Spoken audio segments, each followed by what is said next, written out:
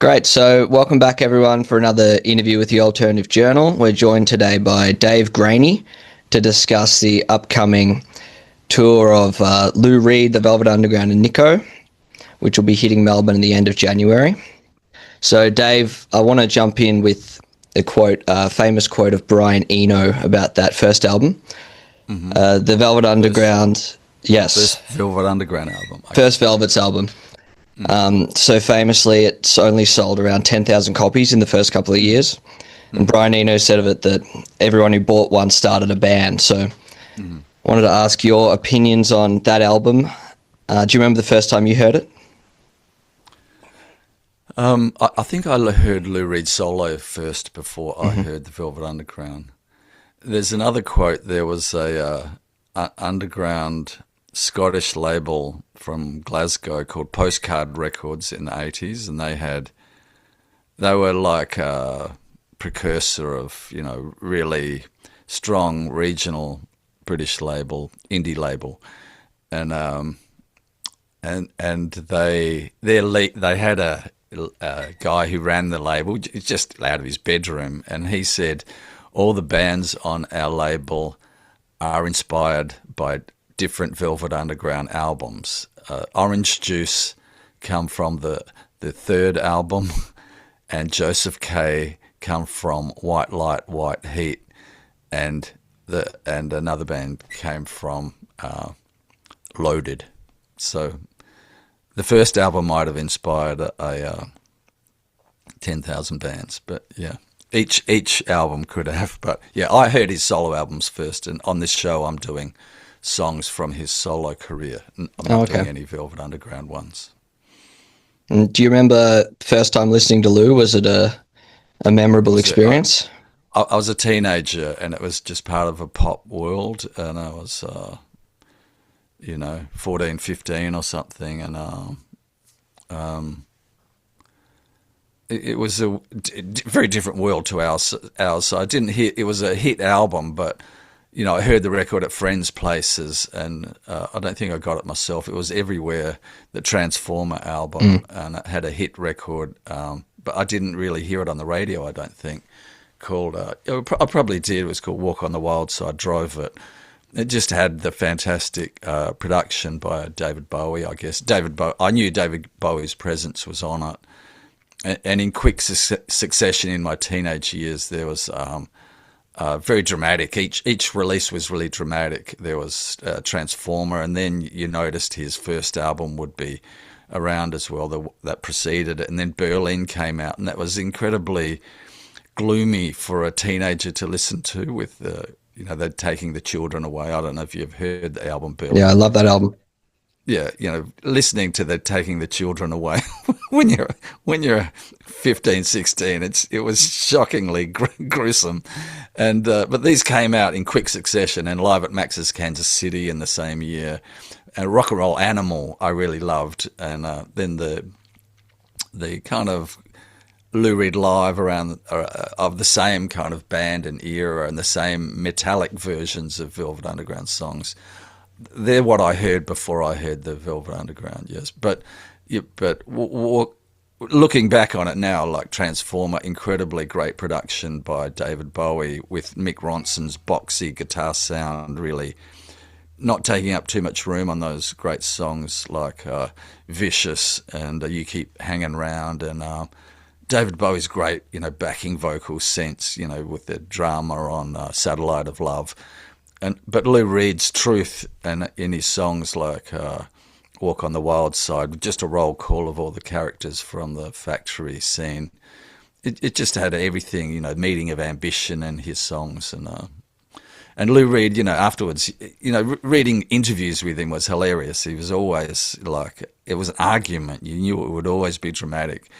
And when he came here, he toured here in 74, 75 and 77, and my partner Claire Moore went to all those as a teenager. It was a teenage audience. It wasn't. It was a pop thing, and we're all responding to that. And Lou's interviews were hilarious. His presence in the rock scene was as a standalone kind of guy who he was thrilling. As a kid, you want you want to be a person, but you're finding it hard to be a person. Then you're seeing a person. It was thrilling. Yeah. Yes, he has that great interview from that tour. I think he has the blonde hair, and it's all the Yes. Australian Yeah. journalists quizzing Yeah. him, and he gives one-word responses.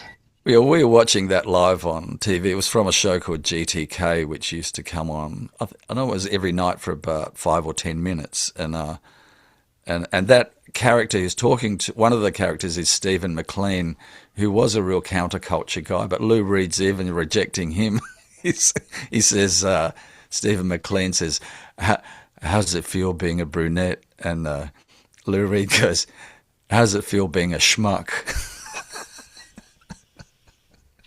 It was so funny to watch it as a kid, and now, even now I watch it, I'm thrilled by his intransigence. But then later on, he's totally switched, and he was very careful and closed as to what he revealed or would talk about with people, which didn't do him any good because he was just portrayed as a bad-tempered, grumpy guy.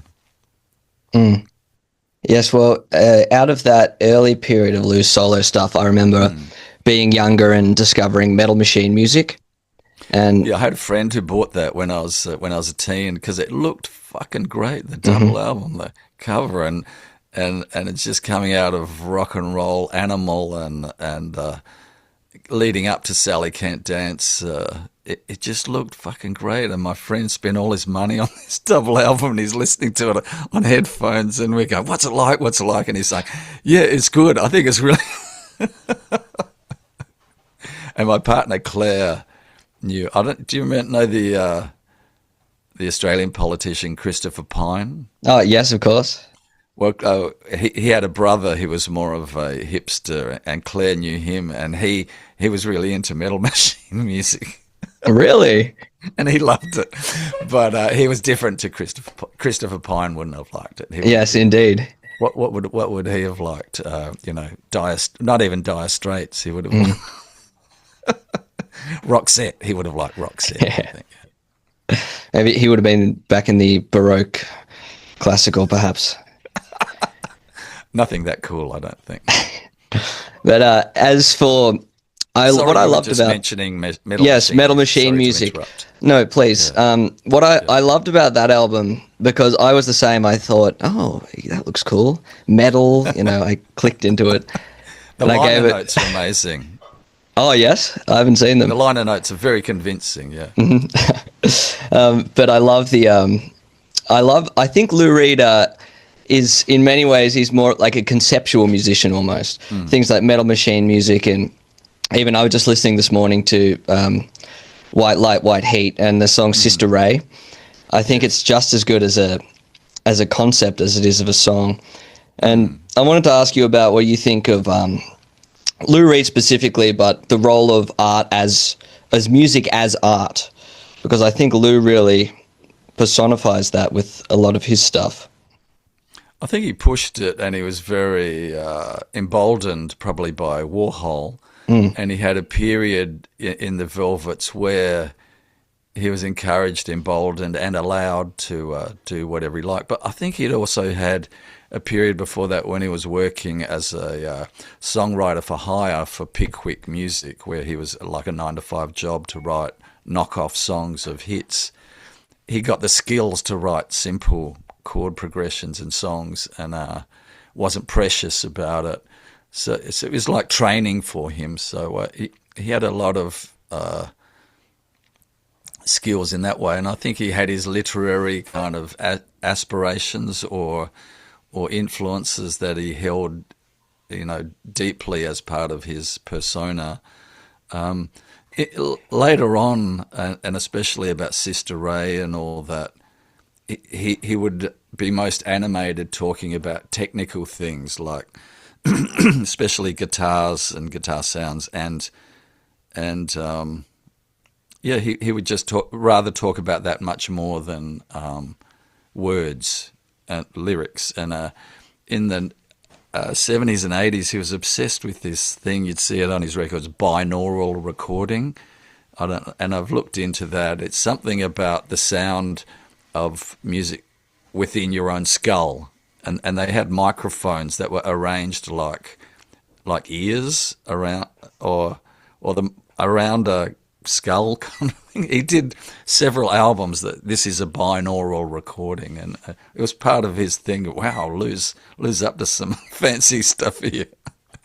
I hope I answered your question. I think he inspired it, certainly a lot of willful artistic types. Yeah. Mm-hmm.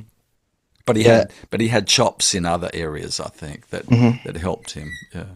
Well, I also love that near the end of his career, he released a solo album, The Raven, where he rewrites Edgar Allan Poe. I think that's such a funny thing to do as a late career musician. Yeah, I haven't explored much. I kind of dropped off his music after an album called Growing Up in Public. I heard Legendary Hearts, and I heard The Blue Mask, which was great because he had Robert Quine from the Voidoids on it, and I heard, what's the one with I Love You, Suzanne, and I heard a few of them, and then when New York came out, it was too kind of po-faced for me, and that kind of. But I respected him because he was trying to have a sustainable career, and he did adverts for Honda that allowed him to pay for his own recordings and get away from record companies, and I appreciated the way he took control of that. But yeah, Edgar Allan Poe is also echoed in an album I like called The Bells. I think that's a bit like comes from Edgar Allan Poe. A poem called The Bells, I think. Yeah, the tintinnabulation of the bells, the bells, the bells, the bells. Yeah. But I think Lou gave up drinking after Growing Up in Public, and his singing changed, and his records didn't seem as funny to me. Yes, well, there's the story of when he was doing the photo shoot for Transformer, he was drinking a lot, and he was very embarrassed by how fat he was, so that's why they gave it the sort of real black and white contrast, so you couldn't see his pudgy face. Right, yeah. There's pictures of him at the time supporting The Who at a massive gig in the UK. Yeah, he's wearing really bad leather pants, and his hair's all out, and he's got kind of black around his eyes. Yeah. It's funny when you see a persona that's polished and presented on a record cover, then you hear about the person, and they're much more, like a normal person. They're scattered, and they're not as focused. Yeah. Mm-hmm. I do know of people, like our friends of mine loves the album Magic and Loss, and David Bowie said he loved his album with Metallica the most, and so I appreciate your thoughts on The Raven. Yeah. So for this upcoming show, it's I heard about it. I was on the tram and I just saw the poster, and I was thrilled to see that because me and all my family are all coming together in Melbourne for it. But how did it come about? Was it because it's not like Lou Reed's really a figure that you hear so much about in the discourse today outside of certain circles. So why Lou Reed, and why is it happening now? Well, it comes from this kind of production company at Sydney Metropolis who do a lot of this kind of tour. And I'd done something for them in the past, and I like the guy who's the MD, Paul McDonald, who's playing the guitar. And it just seemed like a good thing to do at the start of the year. Just something would be fun. I like Lou Reed's material, and I'm friends with Robert Forster, Mick Harvey, and Rob Snarsky, and I think there's a female singer involved. I'm not sure of all the information, and that's how it came about. And they got in touch and said, well, what songs do you want to do? And excuse me, I mentioned the ones from the 70s period, and not doing any Velvet Underground ones. And it just seemed like fun to do. I don't want to play guitar. I just want to dance around and do some upbeat numbers. I've done some things before, like I was involved in a Scott Walker one a few years ago. It was great fun to do, to get all the songs together. We sweated over it, just the song Scott Walker wrote.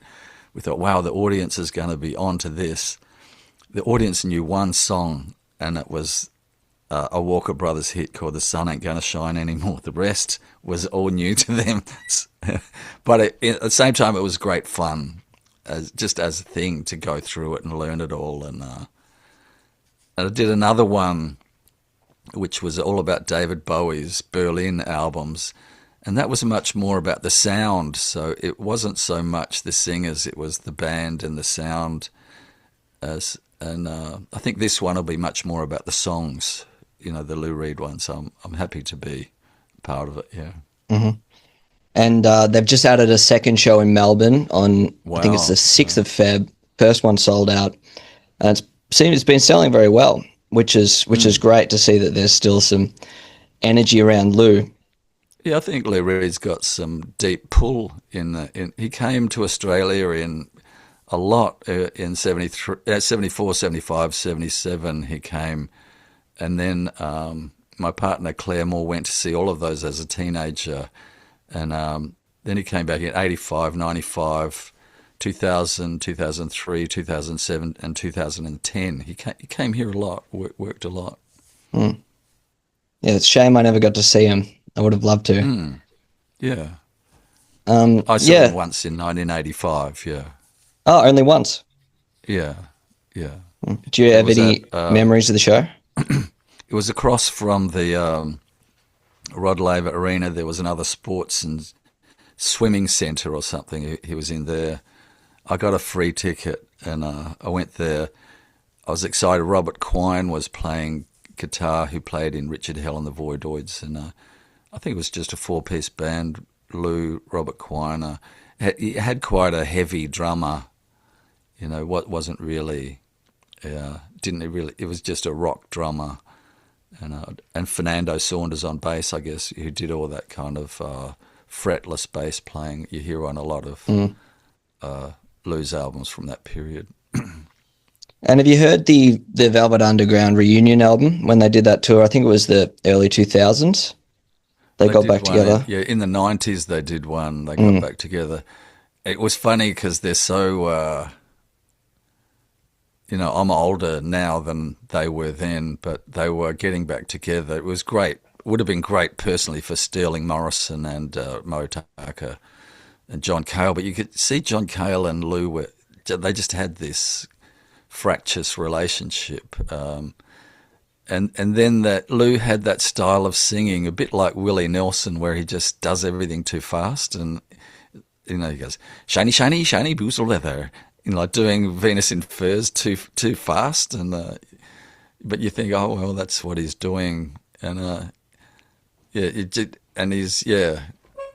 was a funny thing. I don't think you could put it back together in a way. It was a band you couldn't put back together because technology had changed in a way, and you'd heard the music for years, recorded probably on 4-track studios with, guitars that weren't really super defined, and it was a great kind of noise that they made. And then coming into a world where everything is able to be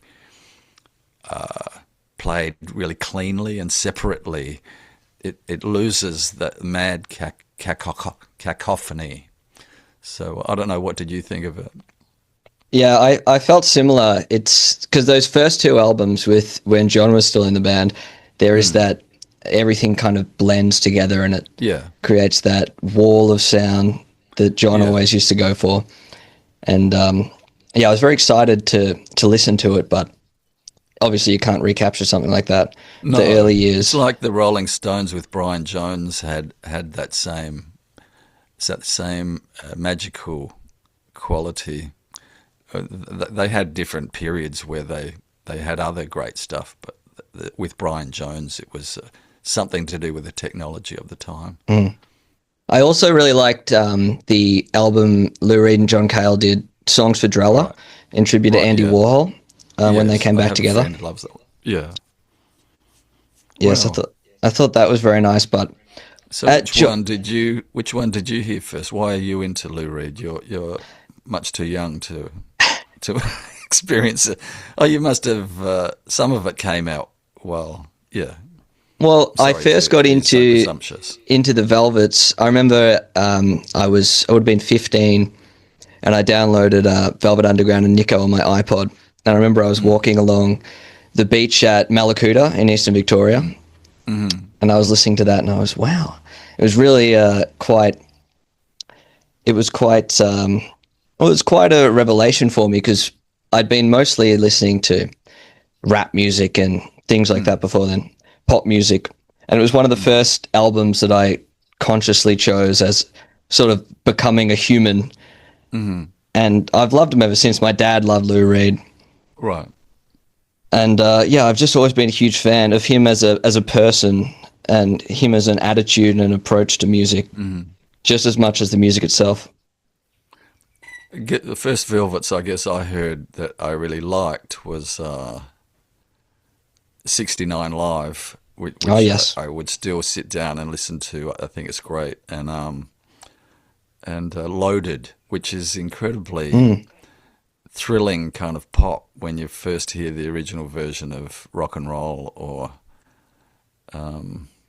what's the opening track on that? It's a really great harmonizing guitar on it, really cleaner sound.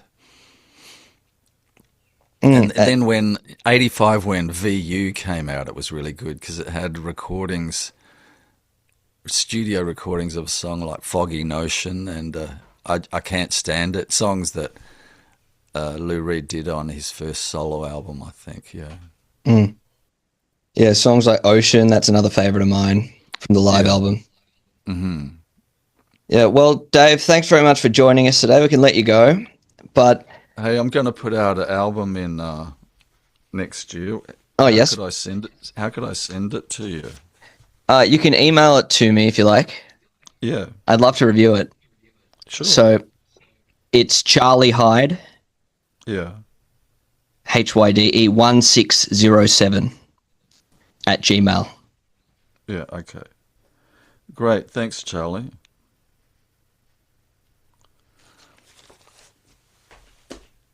Yeah, well, thanks for speaking with us, Dave.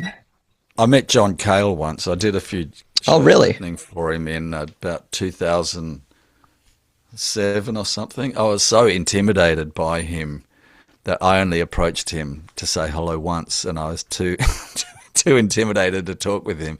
And no, I did meet him in 1984, but in a art place in London.